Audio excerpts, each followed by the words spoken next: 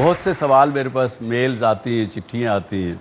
लोग लिखते हैं कि 70% जितने भी अगर मैं चिट्ठियों का एनालिसिस करूं, एक वीक में लगभग 2000 के करीब ईमेल मुझे मिलती है कि मैं MBA किया हूं, नौकरी करने लगे थे, कामयाबी नहीं मिला, ठीक से नहीं कर पाया, नौकरी से निकाल दिया गया। अपना बिज़नेस शुरू किया था, उसमें कुछ पैसे की कमी रह गई तो नहीं कर पाया। पिताजी का सपोर्ट नहीं है, पिताजी बहुत डांटते हैं, नहीं कामयाब हो पाया। तो मेरा एक ही कहना रहता है सबसे, अपने आप पर भरोसा रखिए, अपना एटीट्यूड बदलिए। अगर आपको अपने ऊपर विश्वास होगा, आत्मविश्वास होगा कि हम कुछ भी कर सकते हैं, मैं कुछ भी कर सकता हूं, मैं कुछ भी कर सकती हूं, तो आधी समस्याएं आपकी पहले दूर हो जाएंगी। आज अभी एक देखते हैं एक शो रील, जिस व्यक्ति ने मुझे लिखा, कुछ जवाब उनको दिया, उनको कैसे उनको कामयाबी मिली कि नहीं, जरा देखें शो रील में। फरीदाबाद के रहने वाले कपिल ढींगरा एक नामी बैंक में मैनेजर की नौकरी करते हैं। सोचने पर किसी को भी उनकी जिंदगी बिल्कुल परफेक्ट लगे, लेकिन कुछ महीनों पहले तक कपिल अपने करियर को लेकर काफी कंफ्यूज थे। और इसी कंफ्यूजन के दौर में उन्होंने डॉक्टर सुभाष चंद्रा शो देखने की शुरुआत की। डॉक्टर सुभाष चंद्रा की एडवाइस से मुझे सबसे बेटर चीज़ जो मिली तो वो विदाउट कंफ्यूजिंग, विदाउट डाइवर्टिंग मुझे अपने काम में फोकस करने को एक मोटिवेशन मिली। तो मुझे लगता है कि वो अच्छा है। अभी तो सिर्फ I think it is about 9-10 months old. मैंने लास्ट ईयर अक्टूबर या नवंबर में इनसे डिस्कशन किया था। तो मुझे लगता है कि अभी तो there are extra miles are left to be covered. तो अभी तो सिर्फ उनकी एडवाइस के बाद अभी 8 महीने हुए और I am feeling very happy. विचारों में स्पष्टता तो शो देखने के बाद आने लगी थी, लेकिन बेहतर मार्गदर्शन के लिए कपिल ने डॉक्टर सुभाष चंद्रा को एक ईमेल के जरिए अपनी सारी परेशानियां बयान कर दी। जवाब आया और कपिल को यकीन हो चला कि अब उनकी जिंदगी एक सही दिशा में चल पड़ी है। सबसे इम्पोर्टेंट और सबसे अच्छी बात यह है कि डॉक्टर सुभाष चंद्रा इतने बड़े बिजनेसमैन होने के बावजूद हम लोगों के लिए, यंगस्टर्स के लिए, इंडियंस के लिए समय निकाल रहे हैं। आपके माइंड में कोई डाउट है, करियर काउंसलिंग करनी है, आपको कुछ भी करना है, आप जाएंगे रिस्पेक्टेड इंस्टीट्यूशंस में फॉर्म भरेंगे, रजिस्ट्रेशन करेंगे, वो आपको फ़ी चार्ज करेंगे और फ़ी चार्ज करने के बाद आपको वही जवाब देंगे। उससे मच बेटर जवाब डॉक्टर सुभाष चंद्रा देते हैं, because he is more experienced.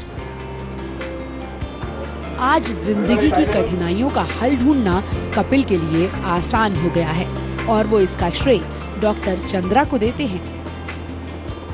I have seen that के एपिसोड को देखने के बाद कितनी चीज़ें ऐसी हैं जो डायरेक्टली मुझसे रिलेटेड नहीं हैं, मेरे करियर से या मेरी लाइफ से रिलेटेड नहीं है, बट जैसे वो और कैंडिडेट्स को यूनिवर्सिटीज़ में जाके अपने एपिसोड्स में उनको गाइडेंस देते हैं, तो उनसे भी अगर उन रूल्स को भी हम अप्लाई करते हैं अपनी लाइफ में, general day to day life में, we get benefit out of it.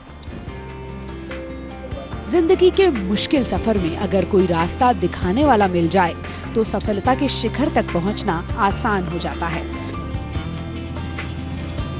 और हमें यकीन है कि कपिल एक दिन उस शिखर पर फतह करके ही दम लेंगे।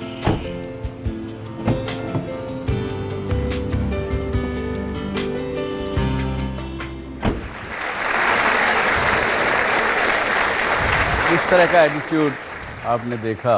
एटीट्यूड अगर पॉजिटिव हो जाए तो सोने में सुहागा। पॉजिटिव एटीट्यूड के मायने पूरी थिंकिंग आपकी पॉजिटिव हो जाती, बदल जाती है। Constructive thinking, creative thinking, optimism, ये सब पॉजिटिविटी से आ जाते हैं। और आज जो मैं जया जी को यहाँ बुलाऊंगा, उनके साथ भी ऐसा ही कुछ हुआ। जब इन्होंने होश भी नहीं संभाला था कि इनकी माँ का देहांत हो गया। पिता का तो उनको पता भी नहीं, जो इनके बायोलॉजिकल फादर थे। किसी दूसरी फोस्टर माँ ने इनको पाला पोसा। एकदम यंग थे, 12, 13, 14 वर्ष के। 3 सहेलियाँ साथ में रहती थी, साथ जाती थी, साथ आती थी। तीनों अलग अलग बैकग्राउंड की, जात बिरादरी की, लेकिन प्यार है आपस में, तो तीनों बहनों की तरह से रहती थी। लेकिन इनके इलाके में दबंगइयों का राज, दबंगइयों की इतनी ताकत, वहाँ की पुलिस भी उनसे डरे। 12 साल की बच्ची को पसंद आ गई उनको तो उठा के ले जाते। 12-13 वर्ष की शादी में माँ बाप इस डर से बच्ची की शादी कर देते थे कि कोई दबंगई नहीं तो उठा के ले जाएगा। और फिर उनकी दबंगियों की नज़र इन तीनों पर सहेलियों पर पड़ी। इनकी एक सहेली के माता पिता तो दिल्ली पलायन कर गए, दूसरे बेचारे बहुत ज़्यादा कमज़ोर थे, कहीं जाने की स्थिति में नहीं थे। लेकिन फिर इन्होंने देखा अपनी आँखों से कि जो दूसरी सहेली बची थी उनके बाप ने 80 रुपये कर्जा सिर्फ लिया था दबंगइयों से। कैसे भी करके वो लोग, उनके पिता ने, उस लड़की के पिता ने 80 रुपये लौटा भी दिया। तो फिर भी उन्होंने वो पर्ची नहीं फाड़ी जिसके ऊपर उनके हस्ताक्षर थे, उनके दस्तखत थे। और 6 महीने के अंदर, 8 महीने, 2 महीने, साल के अंदर उनके लड़के के पास पहुंच गए कि देखो तुम्हारे बाप ने मेरे से 80 रुपया कर्जा लिया था, अब उसका 20,000 रुपया बन गया है, हमको दो, पूरा परिवार हमारे यहाँ आके खेतों में काम करो, गुलामी करो। और इनकी आंखों के सामने उन्होंने उस लड़की को, इनकी सहेली को अपने कंधे पर डाल के उठा करके ले गए। और कितने, कब की बात ये, 1997, बहुत ज़्यादा ऐसा नहीं कि कोई 40-50 वर्ष पुरानी बात हो। और उनका कहना जया जी का कि मेरे सामने उसके साथ बलात्कार किया गया, खेत में, खुले में, उस लड़की के साथ खुले में। गांव के लोग देखते रहे, किसी ने कुछ देखा नहीं, जैसे फिल्मों में होता है। तब इन्होंने कहा कि हम ये तो नहीं बर्दाश्त करेंगे, ऐसा नहीं रहेंगे। ऐसी जया जी को मैं आमंत्रित करता हूं आज आपके सामने।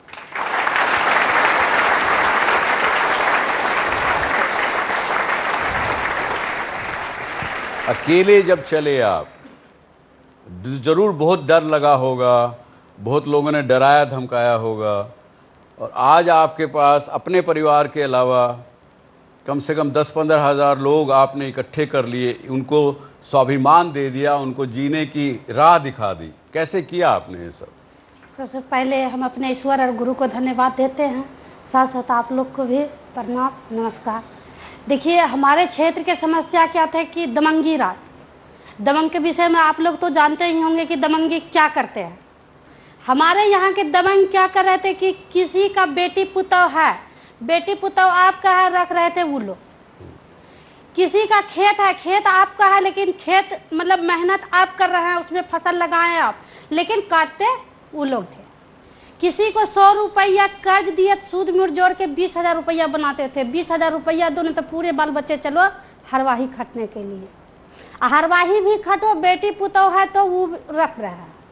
और ऐसा भी नहीं था कि रख भी रहे हैं तो जिंदगी निभा दे, तब ना खिलौना के जैसे खेल लिए और छोड़ दिए। इनकी जो दूसरी सहेली थी उसके साथ यही हुआ, जिसको इनके सामने, इनकी आंखों के सामने उन्होंने बलात्कार किया। वो माँ बाप दूसरे गांव में ले गए उसको, दूसरे गांव में उसका शादी किए। लेकिन शादी करते उसके पति को पता लगा कि ऐसा इसके साथ हो चुका है, उस पति ने छोड़ दिया उसको। देखिए मनुष्य कहाँ, कितना क्रूरता हम लोगों में है, हम आदमियों में। भाई उस लड़की का क्या कसूर, लेकिन उसके पति ने छोड़ दिया उसको। वो कहीं और कहीं जाके दूसरे पति से शादी की, उसकी लड़की की। उसने भी, उसको पता लगा तो उसने छोड़ दिया। अब वो तीसरा पति उसका हुआ जिसके साथ वो रह रही है। और होप खुश है वो अपने तीसरे पति के साथ? जी अभी तो खुश हैं वो जी। उनके साथ में 2 बच्चे भी अभी हो गए उसका। अच्छा, बहुत अच्छा।